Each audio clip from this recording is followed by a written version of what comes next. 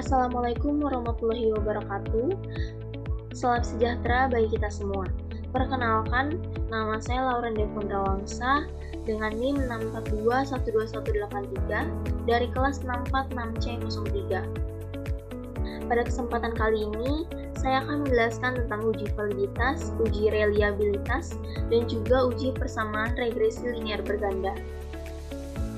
Tugas ini dibuat untuk memenuhi mata kuliah metode kuantitatif dengan dosen pengampu Bapak Suryanto Sosrowidikdo, SMM. Saya mengambil contoh dari skripsi Saudara Agus dengan judul Pengaruh Rekrutmen dan Pengembangan Karyawan terhadap Kualitas SDM pada PT BRI Syariah Kantor Cabang Suparman, Medan. Langsung saja kita menganalisis correlate, bivariate, pilih dari X1 sampai total X1. Jangan lupa Pearson, two-tailed, dan flex signifikannya harus di checklist. Di sini kita lihat total X1 yaitu 0,846, 0,688, 0,737, 0,893, 0,6, dan juga 0,824. Data ini dikatakan valid. Mengapa? Karena uji validitas yaitu dengan syarat R hitung harus lebih dari R tabel. R tabel yang didapatkan yaitu 0,312. Maka dapat dikatakan data ini adalah valid. Lalu kita uji juga pada variabel X2. Di reset terlebih dahulu.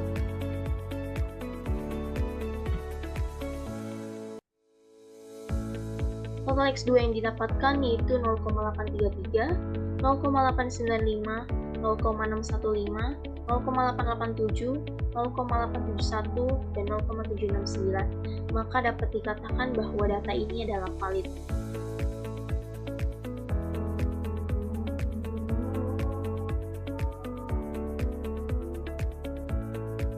Selanjutnya kita akan menganalisis pada variabel Y.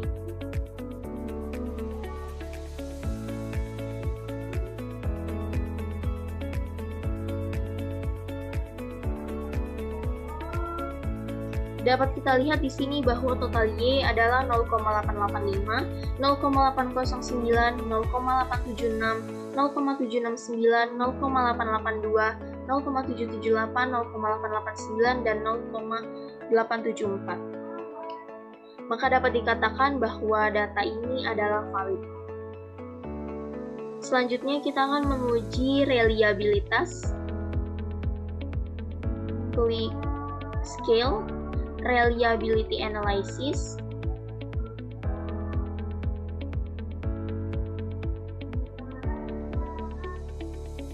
Blok variabelnya tanpa total,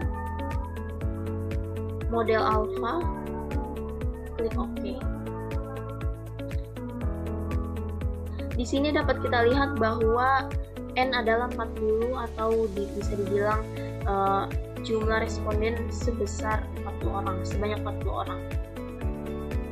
Dengan Cron batch alpha 0,858. Dapat dikatakan reliable karena Cron batch alpha harus lebih dari 0,6.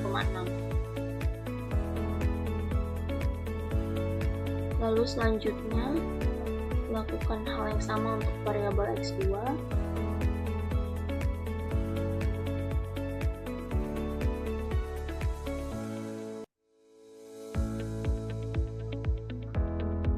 Di sini kita lihat Cron batch alpha-nya 0,898. Maka data ini adalah reliable.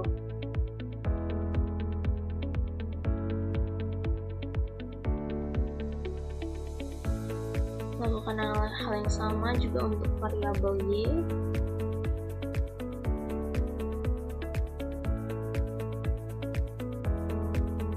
Cron batch alpha yang didapatkan yaitu 0,934. Hal ini dapat disebut reliable.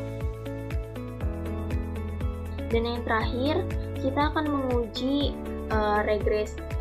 persamaan regresi linear berganda. Klik Analyze, regression, linear, masukkan total X1 dan total X2 ke independen, dan total Y ke dependen. Lalu statistics, plots,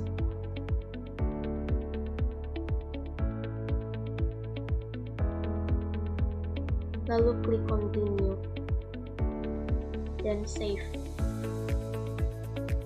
Jangan lupa ini di checklist, lalu klik continue dan terakhir klik OK.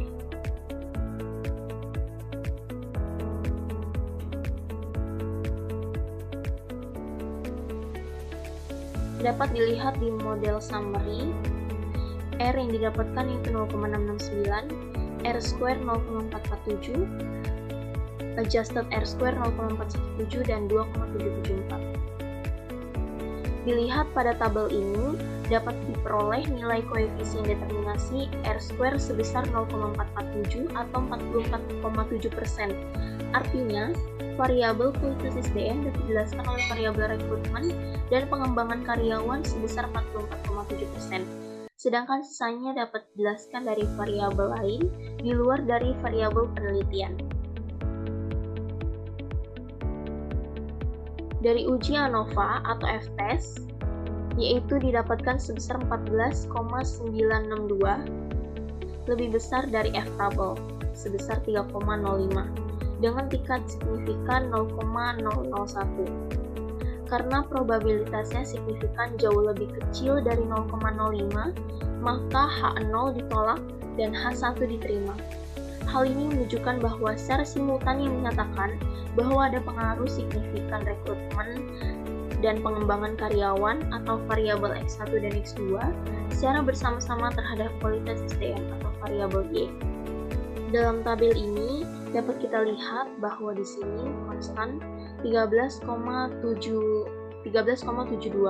Berarti jika variabel rekrutmen atau variabel X1 dan pengembangan karyawan atau variabel X2 dalam keadaan konstan atau tidak mengalami perubahan sama dengan 0, maka kualitas SDM atau variabel Y akan bernilai sebesar 13,72. Lalu di sini total X1 kita lihat min 0,247, menunjukkan apabila rekrutmen mengalami kenaikan sebesar 1%, maka akan mengakibatkan meningkatnya kualitas SDM atau variabel Y pada PT BRI Syariah S Parman Medan sebesar min 0,247.